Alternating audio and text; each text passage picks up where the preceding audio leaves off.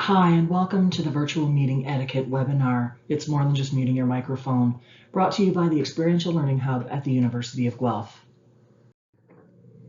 I'd like to begin with the Territorial Acknowledgement for the University of Guelph.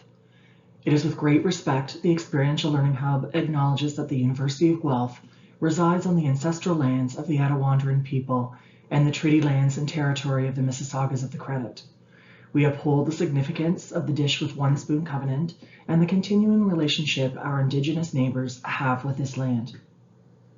We recognize that today this gathering place is home to many First Nations, Métis, and Inuit peoples, and acknowledging them reminds us of our relationships to this land where we learn and work. Okay, so let's get started. This is me on your left. My name is Jill Ferguson, and I'm the Manager of Career Development here at the Experiential Learning Hub at the University of Guelph. And as you can see, I'm actually sitting right now at my kitchen table, which is my makeshift office while we've been asked to work from home and do some physical distancing. A little about me. I have a BA and an MA from the University of Guelph, many years apart, mind you. I really enjoy working with my hands though, doing knitting, refinishing furniture, but I especially love cooking. So maybe I shouldn't be sitting so close to the kitchen while I'm doing these webinars. You may have never participated in a virtual meeting before, whether that be through a conference call or through video conferencing.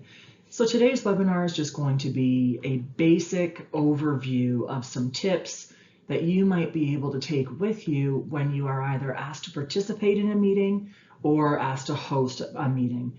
Also at the end, I'm going to give you some resources that are pretty common to be able to actually host one of these meetings. Here are a few etiquette tips for when the medium doesn't matter. It doesn't matter if you're on a telephone call, it doesn't matter if you're on a video conference call. You want to make sure to always join the meeting on time, preferably joining a few minutes early. It helps you kind of get settled. It allows you to have a little casual chat with people that are also in the meeting with you, and it just helps to break the ice a little bit. If you can't avoid being late, then be as discreet as possible when you do arrive. Don't interrupt the speaker or don't announce yourself until there's a break. This can be very distracting because people can't see you. Limit your background noise and distractions. This goes for not only your pets, your family, your roommates. It's also the TV, it's background distractions, it's people walking by, outside noise, whatever. Speak clearly and be concise. You want to make sure that people are able to hear you, so you'll want to speak a little bit louder. You'll want to make sure that you are speaking clearly. You don't need to yell at anybody, but just make sure that you are close to the speaker of your device. Also, if you're in a meeting with more than 2 people, good practice, mute your microphone when you're not speaking. This helps to limit that background noise and distractions that I spoke about earlier. Some people find conference calls more daunting than video conferencing because you don't get the same visual cues that you do when you can see somebody's face in a meeting. So there are a few tips specific to hosting or participating in a conference call where you can't see somebody. First and foremost, stay focused. It's very easy when you're not seen to be able to do your email or work on a paper or whatever it is. But because of that, it's also very easy to miss pertinent information that the meeting holds.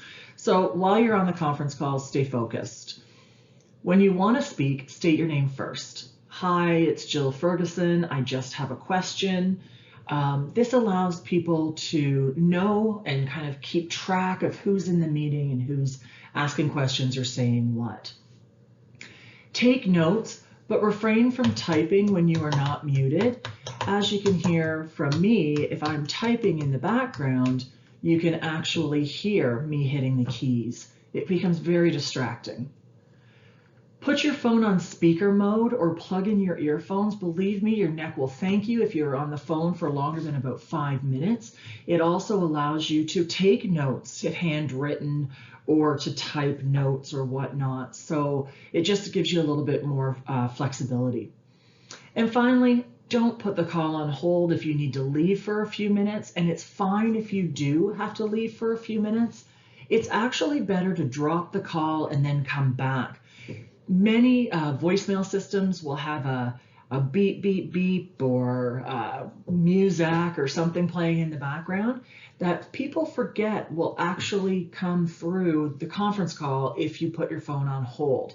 So either just put it down, press mute, or drop the call and come back. There are some specific tips for video conferencing that you don't really need to worry about when you are in a conference call. But the first and probably one of the most important is making sure you have a good internet connection. Nothing more distracting than if a person is buffering continually through the meeting, making it hard for participants to hear them or see them, making it distracting, not sure if you've heard what was said. So just make sure, however you can, to give your internet connection some help. Dress for your meeting. Don't dress for your meeting as though you're meeting at your kitchen table. Dress for your meeting as though you were meeting at a boardroom table. Avoid busy patterns, big jewelry, etc. that can be distracting for individuals. Make sure that you're dressed in muted tones, so what you're actually saying, it becomes more important than how you are looking. What are you sharing on your screen? Many video conferencing apps allow you to share your screen and what's PowerPoint presentations or documents or whatnot. Close or set your IM to busy so that, again, personal emails, personal instant messages don't come through so that every other participant can see them. And finally, and really most importantly, consider your background. What are people seeing behind you? What about your lighting? You should never have a window or an open source of light directly behind you because it will actually put shadow over your face and your facial expression. So have a source of light to the side of you or in front of you. It actually allows for people to see you better. You've been asked to host a meeting and you've never hosted a virtual meeting in the past. So here are a few tips to host a better virtual meeting, whether it be on the phone or in a video conference. First and foremost, provide an agenda.